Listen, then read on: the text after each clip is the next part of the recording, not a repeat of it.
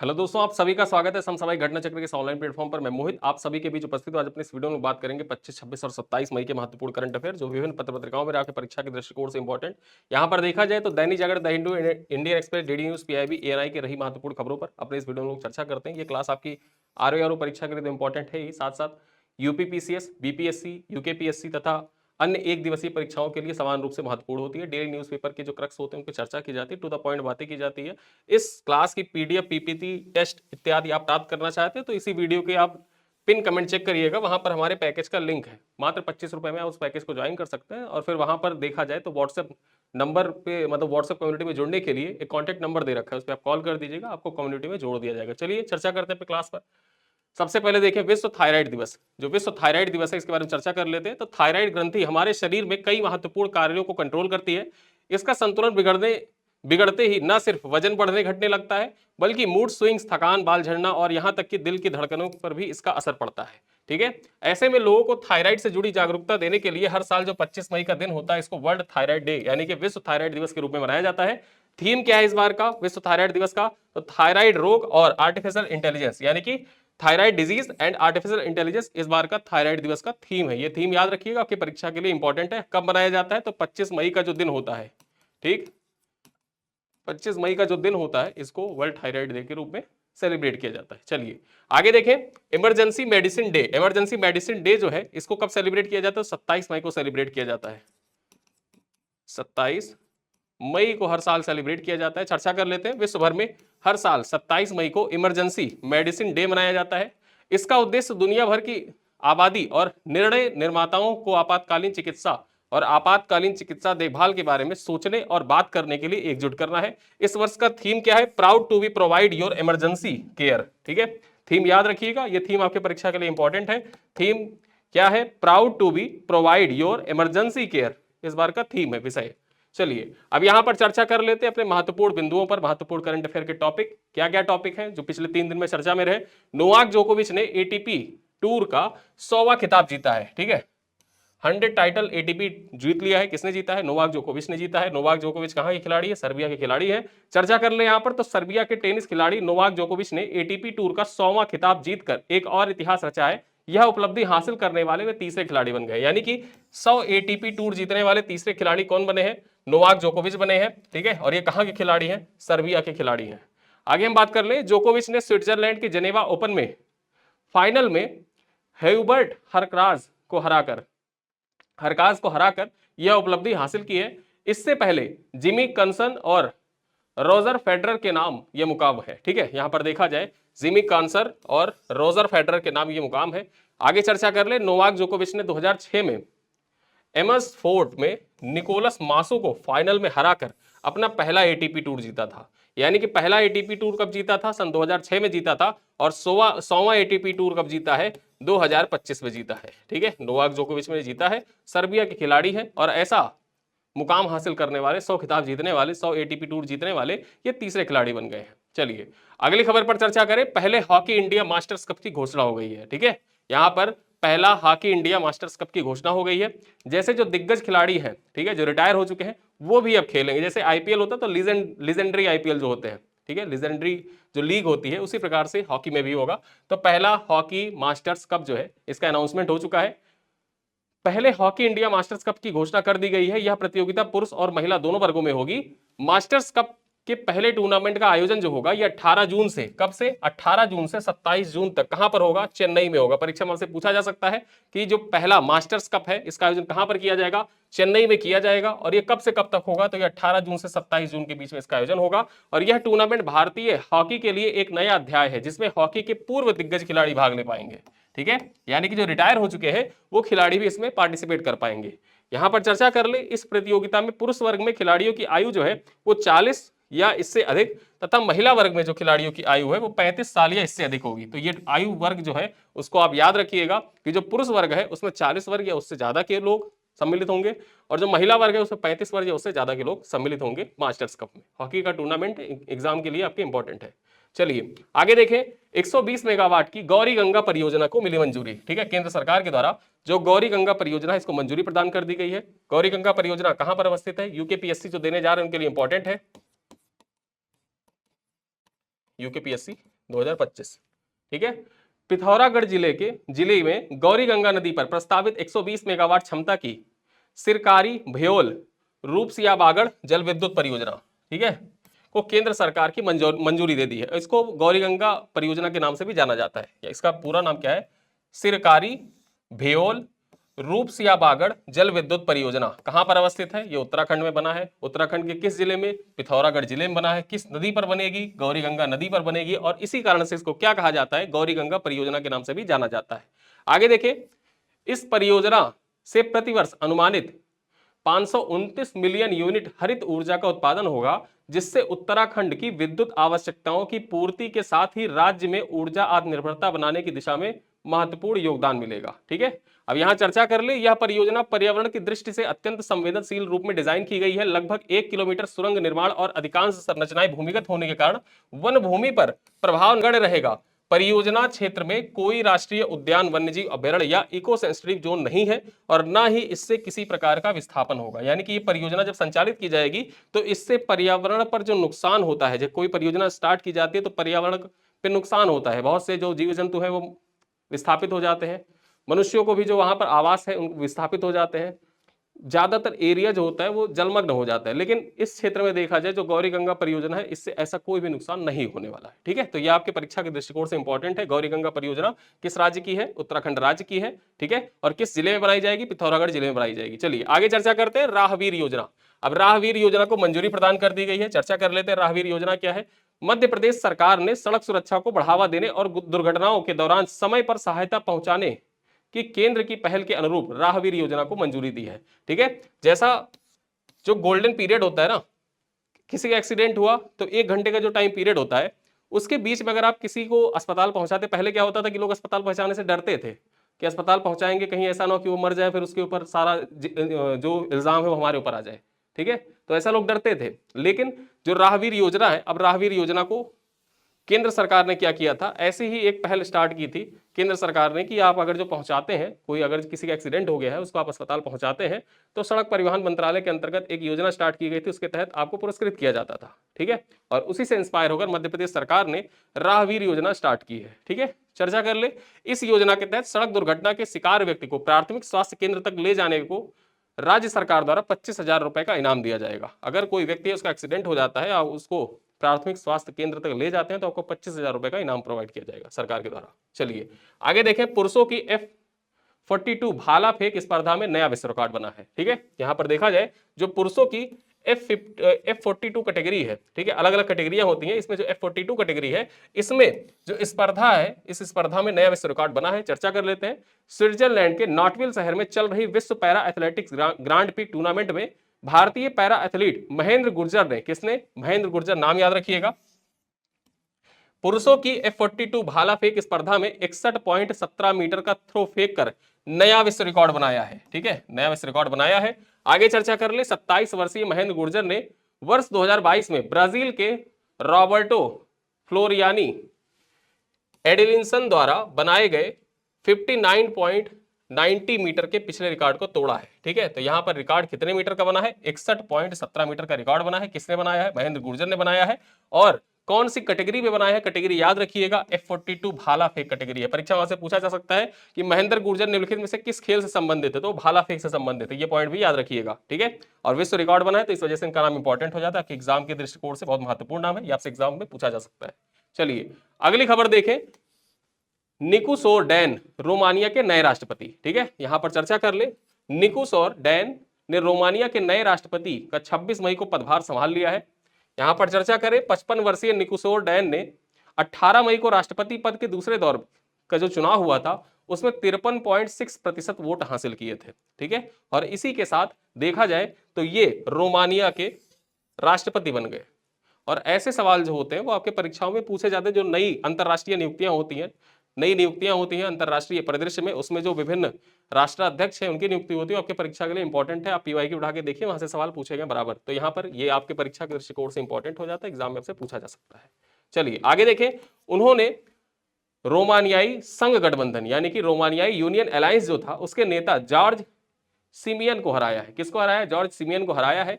रोमानियाई संविधान के अनुसार देखा जाए तो राष्ट्रपति का जो चुनाव होता है ये प्रत्येक 5 वर्ष में होता है, 5 साल में चुनाव होता है और एक व्यक्ति अधिकतम 2 बार लगातार कार्यकाल के लिए राष्ट्रपति रह सकता है। यानी कि कोई व्यक्ति है वो लगातार 2 साल तक राष्ट्रपति रह सकता है, 2 साल के कार्यकाल तक राष्ट्रपति रह सकता है। ठीक है, चलिए आगे देखें। भारत पूर्वानुमान प्रणाली का शुभारंभ किया गया। भारत जो फॉरकास्टिंग सिस्टम है इसको लॉन्च कर दिया गया है। केंद्रीय पृथ्वी विज्ञान मंत्री डॉक्टर जितेंद्र सिंह ने 26 मई को नई दिल्ली में भारत पूर्वानुमान प्रणाली का शुभारंभ किया है। इसे भारतीय उष्णकटिबंधीय मौसम विज्ञान संस्थान पुणे द्वारा बनाया गया है। ठीक है, आपकी परीक्षा के लिए यह भी इंपॉर्टेंट हो जाता है कि भारतीय उष्णकटिबंधीय मौसम विज्ञान संस्थान कहां पर अवस्थित है, यह पुणे में अवस्थित है। ठीक है, और इसी के द्वारा विकसित किया गया है। यह हाई स्पीड सुपर कंप्यूटर आर्क्रा की शक्ति से संचालित होता है। ठीक है, किसके शक्ति से संचालित होता है, तो सुपर कंप्यूटर आर्क्रा की शक्ति से संचालित होता है। यहां पर चर्चा करें, यह प्रणाली वर्ष 2022 में प्रायोगिक तौर पर प्रयोग की जा रही और अब यह संचालन के लिए तैयार है। यह प्रणाली मानसून ट्रैकिंग, विमानन, चक्रवात और आपदा प्रबंधन, कृषि, जलमार्ग, रक्षा, बाढ़ का पूर्वानुमान देगी तथा प्रमुख मंत्रालयों को भी यह सहायता प्रदान करेगी। तो आपके परीक्षा के लिए इंपॉर्टेंट हो जाता है जो भारत पूर्वानुमान प्रणाली है, ये आपके एग्जाम के दृष्टिकोण से बहुत महत्वपूर्ण है। इसको किसके द्वारा लॉन्च किया गया है और किसके द्वारा विकसित किया गया है, ये सारी चीजें आपके एग्जाम के लिए इंपॉर्टेंट है। तो इसको भारतीय उष्णकटिबंधीय मौसम विज्ञान संस्थान पुणे के द्वारा विकसित किया गया है। किसके द्वारा लॉन्च किया गया है, जो पृथ्वी विज्ञान मंत्री हैं डॉक्टर जितेंद्र सिंह, इनके द्वारा 26 मई को लॉन्च किया गया। कहां से, नई दिल्ली से। ठीक है, चलिए अगली खबर क्या है, पहली चेरी मालगाड़ी का परिचालन। जो चेरी होती है ना, तो चेरी के लिए मालगाड़ी, जैसे देखो पहली किसान रेल कहां से कहां तक चली थी, और मैंने आपको बताया कि जो रेलवे है ना, रेलवे से संबंधित सवाल आपके जो पीसीएस का एग्जाम होता है, यूपी पीसीएस खास तौर पर, वहां पर एक क्वेश्चन जरूर होता है। ठीक है, तो यहां पर देखा जाए पहली चेरी मालगाड़ी जो इसका परिचालन है, अब ये कहां से कहां के बीच चलेगी, ये जरूर याद रखिएगा, आपके परीक्षा में पूछा जा सकता है। जल्दी खराब होने वाले उत्पादों की शीघ्रता से जम्मू कश्मीर से बाहर पहुंचाने की नई पहल के तहत जम्मू कश्मीर रेलवे डिवीजन को 3 जून को कटरा रेलवे स्टेशन से मुंबई तक माल पहुंचाने के लिए पहली चेरी मालगाड़ी का परिचालन करेगी। ठीक है, तो ये कहां से कहां तक चलेगी, ये जम्मू कश्मीर के कटरा से लेकर मुंबई के बीच चलेगी। परीक्षा वहां से पूछ सकता है कि पहली जो चेरी मालगाड़ी है ये कहां से कहां के बीच संचालित की गई, कटरा से मुंबई के बीच संचालित की गई, कटरा से मुंबई पहुंची। ठीक है, अब यहां पर देखा जाए इस तरह चेरी जैसे सामान कम से कम नुकसान के साथ लक्षित बाजार तक पहुंच सकेंगे। यहां पर है क्या, बेसिकली ये डेडिकेटेड रेल होती हैं। ठीक है, डेडिकेटेड रेल होती हैं। जैसे पहली प्याज एक्सप्रेस कहां से कहां चली, ये सारे सवाल आपके एग्जाम में पूछे जा चुके हैं। ठीक है, पहली प्याज एक्सप्रेस कहां से कहां चली, पहली किसान रेल कहां से कहां तक चली, दानापुर से देवलाली के बीच चली थी, वो आपसे एग्जाम में पूछा गया था। सेम वैसे ही जो पहली चेरी मालगाड़ी ये कहां से कहां के बीच चली। अब ये चेरी मालगाड़ी तो जाहिर सी बात है पूरी मालगाड़ी जितनी है उसमें सिर्फ चेरी के ढेर ही होंगे, चेरी ही होगी, और वो डेडिकेटेड है चेरी के लिए ही। तो कहां से आएगी, वो कश्मीर से आएगी और पहुंचेगी कहां पर, मुंबई में पहुंचेगी, महाराष्ट्र में पहुंचेगी। ठीक है, चलो आगे बात करें तियानवेन 2 मिशन की तैयारी। अब यहाँ पे जो तियानवेन 2 मिशन है ये चीन का मिशन है, इसकी तैयारी की गई। तियानवेन यन मिशन ऑलरेडी चल रहा है, 1 मिशन जो है। यहाँ पर चर्चा करें, लॉन्ग मार्च 3B रॉकेट से सिचांग उपग्रह प्रक्षेपण केंद्र सिचुआन प्रांत चीन से तियानवेन 2 मिशन को लॉन्च करने की तैयारी है। यह पृथ्वी के निकट स्थित क्षुद्रग्रह का नाम क्या है, 469219 कोमोसोलोवा, कोमोओलेवा इसका नाम है। ठीक है, कोमोओलेवा इसका नाम है जो क्षुद्रग्रह है। यहां पर देखा जाए इसके नमूने एकत्रित करेगी और इसका अध्ययन करेगी। ठीक है, इस उपग्रह का अध्ययन किया, इस क्षुद्रग्रह का अध्ययन किया जाएगा तियानवेन 2 जो मिशन है उसके तहत, और चीन का मिशन है ये। आगे चर्चा कर ले, कोमोओलेवा जो है एक निकट पृथ्वी क्षुद्रग्रह है जिसे 2016 में हवाई के हेलाकाला में पेन स्टार्स RS-1 टेलीस्कोप द्वारा खोजा गया था। ठीक है, यहां पर चर्चा कर ले, यह मिशन मई 2025 में अंतिम सप्ताह में लॉन्च होने वाला है और इसका उद्देश्य क्षुद्रग्रह की उत्पत्ति, चंद्रमा से इसके संभावित संबंध और प्रारंभिक सौर प्रणाली के बारे में जानकारी प्राप्त करना है। तो ठीक है, तो ये पॉइंट याद रखिएगा, आपके परीक्षा के दृष्टिकोण से महत्वपूर्ण हो जाता है कि तियानवेन 2 मिशन जो है ये किस क्षुद्रग्रह की परीक्षण करेगा, उसका अध्ययन करेगा और किसके द्वारा लॉन्च किया जा रहा है। ठीक है, और किससे लॉन्च किया जा रहा है, तो लॉन्ग मार्च 3B रॉकेट जो है, लॉन्ग मार्च 3B रॉकेट जो है उसके जरिए चीन के द्वारा लॉन्च किया जा रहा है तियानवेन 2 मिशन। ठीक है, और इसी मई महीने के अंतिम सप्ताह में लॉन्च किया जाएगा। आगे चले चर्चा करते हैं। भारत की पहली विस्टाडोम जंगल सफारी ट्रेन उत्तर प्रदेश में शुरू की गई है। ठीक है, भारत की पहली विस्टाडोम जंगल सफारी जो है ये कहां पर शुरू की गई है? ये उत्तर प्रदेश में शुरू की गई है। इसके बारे में पॉइंट पर चर्चा कर लेते हैं। तो 26 मई 2025 को उत्तर प्रदेश सरकार ने भारतीय रेलवे के सहयोग से भारत की पहली विस्टाडोम जंगल सफारी ट्रेन लॉन्च की है। यह ट्रेन दुधवा टाइगर रिजर्व और कथरनिया घाट वन्यजीव अभ्यारण्य को जोड़ती है और यात्रियों को पारदर्शी छतों और कांच की खिड़कियों से जंगल का 360 डिग्री नजारा देखने का अनोखा अनुभव देती है। ठीक है, तो परीक्षा में आपसे पूछा जाए कि भारत की पहली विस्टाडोम जंगल सफारी कहां से कहां के बीच चली, आपके परीक्षा के लिए इंपॉर्टेंट, मैंने आपसे बताया है रेलवे से संबंधित सवाल आपके एग्जाम में आते हैं, ये पॉइंट आएगा जरूर से। दुधवा टाइगर रिजर्व से लेकर जो कथरनिया घाट वन्यजीव अभ्यारण्य है यहां के बीच में चलेगी। ठीक है, और इसको उत्तर प्रदेश में संचालित किया जा रहा है। परीक्षा में डायरेक्टली पूछ ले कि भारत की पहली विस्टाडोम जंगल सफारी ट्रेन निम्नलिखित में से किस राज्य में संचालित की गई? उत्तर प्रदेश में संचालित की गई। उत्तर प्रदेश में कहां से कहां? तो दुधवा टाइगर रिजर्व से कतरनिया घाट वन्यजीव अभ्यारण्य के बीच में। ठीक है, और यहां चर्चा कर लिया जाए, यह पहल सतत पर्यटन और जैव विविधता जागरूकता को बढ़ावा देती है। ठीक है, जो ये पहल है इससे क्या होता है? सतत पर्यटन को भी बढ़ावा मिलता है, साथ ही साथ जो जैव विविधता के प्रति जागरूकता है उसको भी बढ़ावा मिलता है। ठीक है, तो ये दोनों पहल जो है, मतलब ये जो पहल है ये दो उद्देश्यों को पूर्ण कर रहा है। पर्यटन को बढ़ावा तो इससे मिलेगा ही मिलेगा, जाहिर सी बात है कि आप ट्रेन के जरिए 360 व्यू लेते हुए और साथ साथ में पूरे जंगल का व्यू आप ले रहे हैं, टाइगर सफारी का व्यू ले रहे हैं, तो ये आपके परीक्षा के दृष्टिकोण से इंपॉर्टेंट हो जाते हैं, सतत पर्यटन के दृष्टिकोण से भी और जैव विविधता जागरूकता के दृष्टिकोण से भी। ठीक है, चलो आगे बात करें। गूगल बीम का अनावरण किया गया है। यहां पर देखा जाए, आप देख सकते हैं गूगल बीम, जैसे गूगल के द्वारा नोटबुक एलएम का अनावरण किया गया था। ऑडियो बुक जनरेट करता है नोटबुक एलएम। आप चाहे तो नोटबुक एलएम के बारे में सर्च करिएगा, आप खुद से ऑडियो जनरेट कर सकते हैं। कोई भी फ्री टेक्स्ट है, शुरुआती 3-4 टेक्स्ट आप उसको टेक्स्ट डालिए, वो ऑडियो जनरेट कर देगा और कन्वर्सेशन के माध्यम से जनरेट कर देगा। ठीक है, सेम उसी तरीके से देखा जाए तो गूगल बीम का अनावरण किया गया। गूगल बीम में है क्या? बेसिकली जब हम किसी से बात करते हैं, किसी से वार्ता करते हैं, तो वीडियो कॉल जब करते हैं तो लगता है कि हाँ वो ठीक है वीडियो कॉल हम कर रहे हैं, लेकिन वो उतना इफेक्टिव नहीं होता है कि वो। और गूगल बीम क्या है? गूगल बीम ने अपना जो ये नया मॉडल लॉन्च किया एआई मॉडल, इससे क्या है गूगल बीम के जरिए आपको ऐसा लगेगा कि सामने ही वो व्यक्ति बैठा हुआ है, चेयर के इस पार, मतलब टेबल के इस पार हम बैठे हैं चेयर पर, टेबल के उस पार चेयर पर वो व्यक्ति बैठा हुआ है और बिग स्क्रीन पर आप आसानी से एक दूसरे से कम्युनिकेट कर सकते हैं। यहाँ पर आप फोटो में ही देख सकते हैं कि इधर एक व्यक्ति बैठा है, उधर एक महिला बैठी हुई है, बीच में जबकि स्क्रीन है। ठीक है, और लगता क्या है कि टेबल के उस पार एक ये बीच में कुछ टेबल है और टेबल के बीच में कुछ बैरिकेटिंग सा लगा हुआ है, उसके उस पार बैरिकेटिंग के उस पार महिला बैठी हुई है और बैरिकेटिंग के इस पार ये पुरुष बैठा हुआ है। ठीक है, सेम ऐसा ही फील आता है, आप एक बार ट्राई करिएगा, मैंने तो ट्राई कर लिया है। चलिए आगे देखते हैं। हाल ही में गूगल ने अपने प्रोजेक्ट स्टारलाइन को एक व्यावसायिक 3D संचार प्लेटफॉर्म के रूप में विकसित कर गूगल बीम के रूप में लॉन्च किया है। यह एक एआई आधारित वॉल्यूमेट्री वीडियो टेक्नोलॉजी का उपयोग करती है जो वीडियो कॉल को इमर्सिव और यथार्थवादी बनाती है।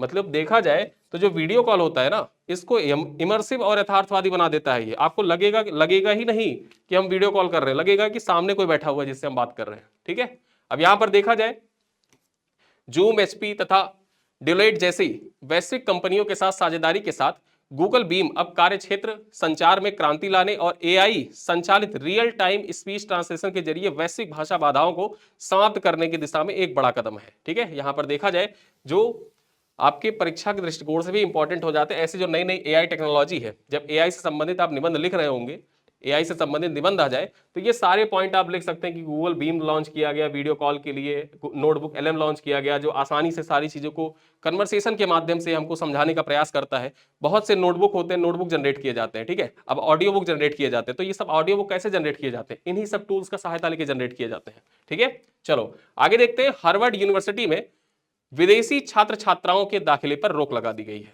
ठीक है, जो विदेशी छात्र छात्रा हैं उनके दाखिले पर रोक लगा दी गई है। चर्चा कर लेते हैं। संयुक्त राज्य अमेरिका के गृह सुरक्षा विभाग, ठीक है, गृह सुरक्षा विभाग जो है ने हार्वर्ड विश्वविद्यालय में student and exchange visitor program के तहत मान्यता रद्द कर दी है, जिससे वह 2025-26 के शैक्षणिक सत्र के लिए अंतरराष्ट्रीय छात्रों के दाखिला देने में अयोग्य हो गया है। ठीक है, यहां पर देखा जाए तो हार्वर्ड विश्वविद्यालय जो है ये अंतरराष्ट्रीय छात्रों को, यानी कि जो भारत से या किसी अन्य देश से छात्र जाते थे वो अब यहां पर एडमिशन नहीं ले सकेंगे। यहां देखा जाए हार्वर्ड में 7,000 से अधिक अंतरराष्ट्रीय छात्र हैं, जिनमें लगभग 800 छात्र जो है वो भारतीय है। यह कार्रवाई क्यों की गई है ये भी आपके परीक्षा के लिए इंपॉर्टेंट है। क्यों ऐसा किया गया है कि मान्यता रद्द कर दी गई है, ऐसा जो स्वैप वीजा था उसका। ठीक है, तो चर्चा कर ले। यह कार्रवाई विश्वविद्यालय में चल रहे फिलिस्तीनी समर्थक प्रदर्शन के बाद की गई है, जिसमें ट्रंप प्रशासन की ओर से आरोप लगाया गया था कि यहूदी छात्रों के लिए शत्रुतापूर्ण वातावरण बन रहा है और हार्वर्ड जांच में सहयोग नहीं कर रहा है।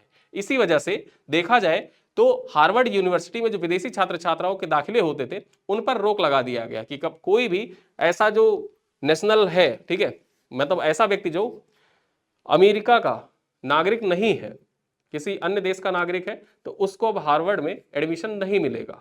ठीक है, क्यों नहीं मिलेगा? वही फिलिस्तीन समर्थक वाला जो नारेबाजी चलती थी हार्वर्ड में, जो अन्य देश के छात्र होते थे, तो और उसमें जांच में देखा जाए हार्वर्ड ने सहयोग नहीं किया, इसी वजह से इस पे ये जो लगाम लगाई गई है ट्रंप प्रशासन के द्वारा, इसी कारण से लगाई गई है। चलिए आगे देखें, 6 अफ्रीकी देशों ने कालाजार उन्मूलन के लिए समझौता किया है। ठीक है, 6 अफ्रीकी देशों ने कालाजार उन्मूलन के लिए समझौता किया है। चर्चा कर ले, 6 पूर्वी अफ्रीकी देशों, कौन कौन से देश हैं? चाड है, जिबूती है, इथोपिया है, सोमालिया है, दक्षिणी सूडान है और सूडान है। ठीक है, तो ये 6 देश है, इन्होंने क्या किया है? कालाजार को समाप्त करने के लिए एक समझौते ज्ञापन पर हस्ताक्षर किया। परीक्षा में आपसे पूछ सकता है इनमें से कौन सा देश शामिल नहीं है, तो इन देशों के नाम याद रखिएगा। इसमें नाइजीरिया दे सकता है कि नाइजीरिया शामिल नहीं है। ठीक है, तीन जो आपको 3 ऑप्शन होंगे, उन 3 में तो इनमें जो 6 कंट्रीज दिए हुए हैं उनमें से 3 का नाम होगा और एक नाम होगा नाइजीरिया का या किसी अन्य देश का नाम दे देगा। ठीक है, तो याद रखिएगा जो पूर्वी अफ्रीका के देश है, चाड, जिबूती, इथोपिया, सोमालिया, दक्षिणी सूडान और सूडान, इनमें कालाजार को समाप्त करने के लिए एक एमओयू पर हस्ताक्षर किया गया है। आगे चर्चा कर ले, यह एमओयू जो है ये विश्व स्वास्थ्य संगठन तथा अफ्रीकी संघ के सहयोग से 78वीं विश्व स्वास्थ्य सभा की जो बैठक हो रही थी जनेवा स्विट्जरलैंड में, उसी के अवसर पर देखा जाए मई 2025 में जनेवा में आयोजित एक कार्यक्रम के दौरान हस्ताक्षरित किया गया। पूर्वी अफ्रीका में वैश्विक कालाजार मामलों के देखे जाए तो 70% मामले पाए जाते हैं। यहां पर 70% से अधिक मामले जो है ये कहां पाए जाते हैं? ये पूर्वी अफ्रीका में पाए जाते हैं, जिससे यह क्षेत्र जो है यह क्षेत्र सर्वाधिक प्रभावित क्षेत्र है। ठीक है, कालाजार की बीमारी से। आगे चर्चा कर ले, जो कालाजार है एक प्राणघातक रोग है तथा ये लिस्मेनिया परजीवी के कारण होता है और यह परजीवी जो है ये बालू मक्खी जो सैंड फ्लाई होती है, सैंड फ्लाई के काटने से होता है। जो कालाजार होता है, कालाजार के बारे में अक्सर आपकी परीक्षाओं में जो बायोलॉजी के क्वेश्चन आते हैं वहां पूछा जा चुका है कि कालाजार जो है ये किससे फैलता है? ये सैंड फ्लाई से फैलता है, बालू मक्खी से फैलता है। ठीक है, आगे चर्चा कर रहे हैं, जापान को पीछे छोड़ दुनिया की चौथी सबसे बड़ी अर्थव्यवस्था कौन? भारत। नॉमिनल जीडीपी के मामले में देखा जाए तो भारत जापान को पीछे छोड़कर दुनिया की चौथी सबसे बड़ी अर्थव्यवस्था बन गया है। चर्चा कर लेते हैं, भारत ने एक ऐतिहासिक आर्थिक उपलब्धि हासिल करते हुए जापान को पीछे छोड़ दुनिया की चौथी सबसे बड़ी अर्थव्यवस्था का दर्जा प्राप्त कर लिया है। भारत के सकल घरेलू उत्पाद अब 4 ट्रिलियन अमेरिकी डॉलर को पार कर चुके हैं, जिससे यह अमेरिका, चीन और जर्मनी के बाद चौथे स्थान पर आ गया है। ठीक है, नॉमिनल जीडीपी के मामले में देखा जाए तो अमेरिका, चीन और जर्मनी के बाद चौथे नंबर पर जापान आ गया है, और चौथे नंबर पर भारत आ गया है, और अब 5वें नंबर पर कौन है? 5वें नंबर पर है जापान। ठीक है, चलो आगे देखें, भारत के चौथे सबसे बड़ी अर्थव्यवस्था बनने की आधिकारिक पुष्टि नीति आयोग के सीईओ BVR सुब्रमण्यम ने नीति आयोग की 10वीं गवर्निंग काउंसिल की बैठक में की थी। ठीक है, जो 10वीं गवर्निंग काउंसिल की बैठक हुई उसी में VVR सुब्रमण्यम के द्वारा यह घोषणा की गई कि भारत की जो अर्थव्यवस्था है वो दुनिया की चौथी सबसे बड़ी अर्थव्यवस्था बन गई है नॉमिनल जीडीपी के मामले में। और यहां पर देखा जाए जो गवर्निंग काउंसिल की 10वीं बैठक हुई, इस बैठक का विषय क्या था? तो विकसित राज्य से विकसित भारत 2047। ठीक है, विकसित राज्य से विकसित Bharat 2047, developed state to developed India 2047। ठीक है, और यहीं पर देखा जाए उन्होंने यह जानकारी अंतरराष्ट्रीय मुद्रा कोष के आंकड़ों के आधार पर दी। जो आईएमएफ के आंकड़े हैं ना, आईएमएफ के आंकड़े नॉमिनल जीडीपी पे जो आईएमएफ ने आंकड़े जारी किए थे, उसी आंकड़ों के आधार पर VVR सुब्रमण्यम ने कहा कि जो भारत है ये भारत नॉमिनल जीडीपी के मामले में चौथा देश बन गया है विश्व में। ठीक है, चलो आगे बात करते हैं, भारत 2025-26 के लिए एशियन प्रोडक्टिविटी ऑर्गेनाइजेशन का अध्यक्ष बन गया है। ये ऐसे पॉइंट आपके परीक्षा के लिए इंपॉर्टेंट होते हैं, बहुत मोस्ट इंपॉर्टेंट है। आप पीवाई उठा के देखिए, ऐसे सवाल अक्सर आपके परीक्षा में पूछे गए। किसी भी राष्ट्रीय अंतरराष्ट्रीय संघ जो है उसका जब अध्यक्षता भारत को मिलती है तो वो आपके परीक्षा के लिए इंपॉर्टेंट हो जाता है। ठीक है, एशियन प्रोडक्टिविटी ऑर्गेनाइजेशन जो है इसका अध्यक्ष बन गया 2025-26 के लिए। चर्चा कर लेते हैं, भारत ने एशियन प्रोडक्टिविटी ऑर्गेनाइजेशन की 2025-26 कार्यकाल के लिए अध्यक्षता ग्रहण कर ली है। यह जिम्मेदारी जकार्ता इंडोनेशिया में 20-22 मई 2025 के बीच आयोजित 67वीं गवर्निंग जो बॉडी थी, ठीक है, गवर्निंग बॉडी थी, इसी की मीटिंग के दौरान ये फैसला लिया गया कि जो भारत है इसको अध्यक्ष बनाया जाएगा 2025-26 के लिए। ठीक है, एशियन प्रोडक्टिविटी ऑर्गेनाइजेशन का। आगे चर्चा कर ले, इस अवसर पर भारतीय प्रतिनिधिमंडल का नेतृत्व कौन कर रहे थे? यहां पर जो भारतीय प्रतिनिधिमंडल है उसका नेतृत्व किसके द्वारा किया जा रहा था? तो उसका नेतृत्व अमरदीप सिंह भाटिया जो सचिव हैं DPIIT और भारत में देखा जाए जो एशियन प्रोडक्टिविटी ऑर्गेनाइजेशन है उसके निदेशक भी हैं। ठीक है, डीपीआईटी के सचिव और एपीओ निदेशक है अमरदीप सिंह भाटिया, अमरदीप सिंह भाटिया। इन्हीं के द्वारा यहाँ पर जो भारतीय प्रतिनिधिमंडल था, डेलीगेशन था, उसकी अध्यक्षता की जा रही थी। आगे चर्चा कर लें, यह भारत के क्षेत्रीय उत्पादकता और नवाचार एजेंडों में बढ़ती भूमिका को दर्शाता है। जो भारत को अध्यक्षता मिली है, ये क्षेत्रीय उत्पादकता और नवाचार एजेंडों में भारत की बढ़ती जो भूमिका है उसको दर्शाने का प्रयास कर रहा है। चर्चा करें अगली खबर पर। क्षेत्रीय भाषा में भारत की पहली एआई न्यूज एंकर, नाम क्या है? अंकिता। क्षेत्रीय भाषा में भारत की पहली एआई न्यूज एंकर कौन सी है? नाम क्या है उसका? अंकिता नाम है। चर्चा कर लेते हैं। असम के मुख्यमंत्री हेमंत बिस्व शर्मा ने सोशल मीडिया के माध्यम से असमिया में कैबिनेट मीटिंग के मुख्य अंश प्रस्तुत करने के लिए भारत की पहली क्षेत्रीय भाषा में एआई न्यूज एंकर अंकिता को लॉन्च किया है, उसका अनावरण किया गया है यहाँ पर। ठीक है, ये है अंकिता, एआई मॉडल है, अपनी तरह की पहली पहल है ये। ठीक है, जो भारतीय सार्वजनिक संचार में एआई की बढ़ती भूमिका को और ध्यान आकर्षित करती है। तो आपके परीक्षा के लिए इंपॉर्टेंट हो जाता है किस राज्य सरकार के द्वारा, ठीक है, किस राज्य सरकार के द्वारा क्षेत्रीय भाषा में एआई न्यूज एंकर लॉन्च किया गया है? तो असम सरकार के द्वारा क्षेत्रीय भाषा में पहली बार है कि क्षेत्रीय भाषा में लॉन्च किया गया है एआई एंकर। ठीक है, नाम क्या है उसका? अंकिता नाम है। चलिए आगे देखें। अल्जीरिया बना एनडीबी का नया सदस्य। जो अल्जीरिया है ये एनडीबी का नया सदस्य बन गया है। अफ्रीकी देश अल्जीरिया आधिकारिक तौर पर ब्रिक्स देशों द्वारा प्रवर्तित न्यू डेवलपमेंट बैंक का सदस्य बन गया है। यहां पर चर्चा करें, न्यू डेवलपमेंट बैंक के अनुसार अल्जीरिया ने 19 मई 2025 को बैंक की सदस्यता के लिए प्रवेश पत्र जमा कर दिया और इस तरह वह बैंक का 9वां सदस्य बन गया। कौन सा? 9वां सदस्य बन गया। संयुक्त राष्ट्र के सदस्य न्यू डेवलपमेंट बैंक के सदस्य बन सकते हैं। ये पॉइंट याद रखिए कि जो संयुक्त राष्ट्र के सदस्य हैं वो न्यू डेवलपमेंट बैंक के सदस्य बन सकते हैं। अब यहां पर वर्तमान में सदस्यों की संख्या देख लें तो 9 सदस्य हैं वर्तमान में। संस्थापक सदस्य कौन कौन से हैं? तो ब्राजील है, रूस है, भारत है, चीन है और दक्षिण अफ्रीका, यानी कि जो ब्रिक्स कंट्री है उन्हीं के द्वारा एनडीबी की स्थापना की गई थी। अब यहां पर देखा जाए बांग्लादेश भी एनडीबी का सदस्य है। ठीक है, 16 सितंबर 2021 को बांग्लादेश ने ज्वाइन किया था। संयुक्त अरब अमीरात ने कब ज्वाइन किया? 4 अक्टूबर 2021 को ज्वाइन किया। मिस्र ने 20 फरवरी 2023 को ज्वाइन किया और अब अल्जीरिया ने 19 मई 2025 को ज्वाइन किया। हालांकि मलेशिया ने भी अप्लाई कर रखा है, लेकिन जो जरूरी प्रस्ताव के कागजात होते हैं उसने अभी जमा नहीं किए हैं। इसी कारण से देखा जाए वो आधिकारिक तौर पर औपचारिक रूप से अभी एनडीबी का सदस्य नहीं है। अगर वो जमा कर देता है तो वो 10वां सदस्य बन जाएगा। चलिए आगे देखें। रेल पटरियों का 100% विद्युतीकरण करने वाला देश का 24वां राज्य बन गया है। कौन? गुजरात। यहां पर चर्चा करें, गुजरात रेल पटरियों का 100% विद्युतीकरण करने वाला देश का 24वां केंद्र शासित राज्य, मतलब राज्य या केंद्र शासित प्रदेश बन गया है। प्रधानमंत्री नरेंद्र मोदी ने गुजरात के दाहोद में दाहोद इलेक्ट्रिक लोकोमोटिव फैक्ट्री का उद्घाटन के दौरान गुजरात की इस उपलब्धि की घोषणा की। ठीक है, यहां पर देखा जाए जो दाहोद में दाहोद इलेक्ट्रिक लोकोमोटिव फैक्ट्री की स्थापना की जा रही थी, उसी के उद्घाटन के दौरान देखा जाए तो प्रधानमंत्री मोदी के द्वारा यह घोषणा की गई कि गुजरात जो 24वां राज्य या केंद्र शासित प्रदेश बन गया है, 100% जो रेल ट्रैक विद्युतीकरण होता है उसे करने वाला। आगे चर्चा कर ले। दाहोद इलेक्ट्रिक लोकोमोटिव फैक्ट्री की स्थापना भारतीय रेलवे के सीमेंस के सहयोग से, ठीक है, भारतीय रेलवे ने सीमेंस के सहयोग से मालगाड़ियों के लिए भारत का पहला 9000 HP लोकोमोटिव इंजन बनाने के लिए किया है। ठीक है, यहां पर देखा जाए मालगाड़ियों के लिए पहला, अभी तक क्या सवारी गाड़ियों के लिए बन चुके हैं 9000 हार्स पावर के, लेकिन मालगाड़ियों के लिए भारत का पहला 9000 हार्स पावर लोकोमोटिव इंजन कहां पर बन रहा है? ये दाहोद में बन रहा है। परीक्षाओं से पूछ ले कि भारत का पहला मालगाड़ियों के लिए 9000 हार्स पावर लोकोमोटिव इंजन कहां पर बनाया जा रहा है? गुजरात के दाहोद में बनाया जा रहा है। ठीक है, चलो आगे चर्चा करें। ISSF जूनियर विश्व कप 2025, यहां पर जो ISSF जूनियर विश्व कप 2025 है, इससे संबंधित महत्वपूर्ण पॉइंट पे चर्चा करते हैं।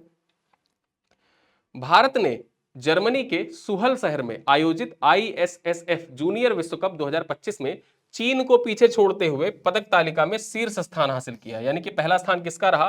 पहला स्थान जो रहा वो भारत का रहा, दूसरा स्थान पर चीन रहा। ठीक है, तो ये पॉइंट याद रखिएगा। अब चूंकि पदक तालिका में शीर्ष पर है तो आपके परीक्षा के लिए इंपॉर्टेंट हो जाता है। कितने पदक जीते वो भी देख लेते हैं। भारत ने जूनियर निशानेबाजी में देखा जाए तो 11 पदक जीते हैं टोटल, जिनमें 3 स्वर्ण पदक, 4 रजत पदक और 4 कांस्य पदक है। ठीक है, 3 स्वर्ण, 4 रजत, 4 कांस्य पदक है, जबकि चीन ने इस प्रतियोगिता में 4 पदक जीते हैं। कुल टोटल 4 पदक ही जीते हैं। आगे चर्चा कर ले। ISSF जूनियर विश्व कप राइफल, पिस्टल, शॉटगन 2025 का आयोजन अंतरराष्ट्रीय निशानेबाजी खेल महासंघ द्वारा जर्मनी के सुहल शहर में 9 से 27 मई 2025 तक किया गया। ठीक है, 9 से 27 मई 2025 तक इसका आयोजन किया गया था, जिसमें देखा जाए जो भारत है वो नंबर 1 पर रहा। आगे चर्चा कर लें। सुहल इस प्रतियोगिता में जूनियर विश्व कप में 59 देशों के 638 निशानेबाजों ने भाग लिया था। भारत ने विश्व कप में 57 निशानेबाजों के साथ सबसे बड़ा दल भेजा था। भारत के द्वारा देखा जाए जो दल भेजा गया था उसमें 57 निशानेबाज थे भारत की ओर से, जो सबसे बड़ा दल था। ठीक है, 59 कंट्रीज के पार्टिसिपेंट आए हुए थे, जिनमें भारत का जो दल था वो सबसे बड़ा था। चलिए आगे बात कर लेते हैं खेलो इंडिया बीच गेम्स के बारे में। खेलो इंडिया बीच गेम्स ये हमारा अंतिम पॉइंट है, इस पर चर्चा करते हैं। मणिपुर ने 24 मई 2025 को समाप्त हुए पहले खेलो इंडिया बीच गेम्स 2025 में 14 पदक जीते हैं। ठीक है, और 14 पदक के साथ टॉप पर कौन रहा? मणिपुर रहा। मणिपुर ने 5 स्वर्ण पदक जीते, 6 रजत पदक जीते और 3 कांस्य पदक जीते। यहां पर देखा जाए स्वर्ण पदक जीतने वालों की संख्या 5 थी। 5 राज्य ऐसे थे जिन्होंने, ठीक है, 5-5 स्वर्ण पदक जीते। तो उस आधार पर देखा जाए तो पांचों को जब स्वर्ण पदक ज्यादा थे तो टॉप पर रखना चाहिए, लेकिन नहीं। टॉप पर देखा जाए जब स्वर्ण बराबर होते हैं उसके बाद आते हैं रजत पदक कि रजत किसने ज्यादा जीता है, और उस मामले में देखा जाए तो रजत पदक जीते थे ज्यादा किसने? मणिपुर ने। तो इसी वजह से 6 रजत पदक यहां पर जीत रखे थे मणिपुर ने, तो इसी वजह से टॉप पर रखा गया मणिपुर को। मणिपुर जो है, मणिपुर टॉप पर है 14 पदकों के साथ। यहां पर चर्चा कर ले खेलो इंडिया बीच गेम्स के अंत में 5 राज्य या केंद्र शासित प्रदेश जो थे, जिनमें मणिपुर, नागालैंड, हरियाणा, महाराष्ट्र और जम्मू कश्मीर 5-5 स्वर्ण पदक के साथ बराबरी पर रहे। ठीक है, और उसी के बाद क्या होता है कि रजत पदक पर आते हैं, रजत पदक देखा जाता है, उस पर डिसाइड किया जाता है कौन टॉप पर रहेगा, कौन सेकंड पर, कौन थर्ड पर। ठीक, चलो आगे देखें। केंद्र शासित प्रदेश दादरा और नागर हवेली तथा दमन एवं दीव में 19 से 24 मई 2025 तक पहले खेलो इंडिया बीच गेम्स 2025 की मेजबानी की गई। ठीक है, यहां पर देखा जाए इसका आयोजन कहां पर हुआ था, मैंने आपको बताया था कि दीव से इसकी शुरुआत हुई थी, और यहां पर मेजबानी किसके किसके द्वारा की गई? दादर नागर हवेली दमन दीव के द्वारा इसकी मेजबानी की गई। 19 से 24 मई 2025 तक इसका आयोजन किया गया था, और ये पहला खेलो इंडिया बीच गेम्स था। इस वजह से आपके परीक्षा के लिए इंपॉर्टेंट हो जाता है, यहां से संबंधित सवाल आपके एग्जाम में आ सकते हैं। ठीक है, तो आज देखा जाए करंट अफेयर पर हमने बहुत महत्वपूर्ण टॉपिक जो थे उन सब पे चर्चा कर ली। कुछ क्वेश्चन है आपके लिए, जिन क्वेश्चनों का उत्तर आपको कमेंट बॉक्स में देना है। पहला क्वेश्चन क्या है? विश्व थायराइड दिवस 2025 का थीम क्या है? थायराइड रोग और कृत्रिम बुद्धिमत्ता, स्वस्थ थायराइड, स्वस्थ जीवन, थायराइड जागरूकता और उपचार, थायराइड और मानसिक स्वास्थ्य। तो यहां पर आपको बताना है इसका थीम क्या है, आपकी परीक्षा के लिए इंपॉर्टेंट भी है। क्वेश्चन नंबर 2 क्या कह रहा है? 2 कह रहा है इमरजेंसी मेडिसिन डे 2025 का थीम क्या है? Emergency for all, proud to provide your emergency care, fast respond, better outcome, global emergency awareness. ठीक है, तो यहां पर सही थीम क्या है? थीम आपको चुनना है। क्वेश्चन नंबर 3 कह रहा है नोवाक जोकोविच ने एटीपी टूर में 100वां खिताब जीतने वाले तीसरे खिलाड़ी बने। इससे पहले किन 2 खिलाड़ियों ने उपलब्धि हासिल की है? ठीक है, किन 2 खिलाड़ियों ने यह उपलब्धि हासिल की है? Rafa Nadal, Andy Murray, Jimmy Connors और रोजर फेडरर, स्टेफी ग्राफ और सेरेना विलियम्स, पीटर सैम्प्रास और ब्योनर प्रोग। तो यहां पर चारों में कौन सा ऑप्शन सही है, कमेंट में बताइए। आगे देखें, क्वेश्चन नंबर 4 क्या कह रहा है? पहले हॉकी इंडिया मास्टर्स कप का आयोजन किस शहर में होगा? नई दिल्ली, कोलकाता, चेन्नई या मुंबई में? क्वेश्चन नंबर 5 है 120 मेगावाट की सिरकारी भियोल रूपसिया बागड़ जल विद्युत परियोजना किस राज्य में अवस्थित है? हिमाचल प्रदेश में, उत्तराखंड में, सिक्किम में या अरुणाचल प्रदेश में? क्वेश्चन नंबर 6 है राहवीर योजना किस राज्य सरकार के द्वारा लागू की गई है? उत्तर प्रदेश, राजस्थान, मध्य प्रदेश या बिहार? क्वेश्चन नंबर 7 है महेंद्र गुर्जर ने किस स्पर्धा में नया विश्व रिकॉर्ड बनाया है?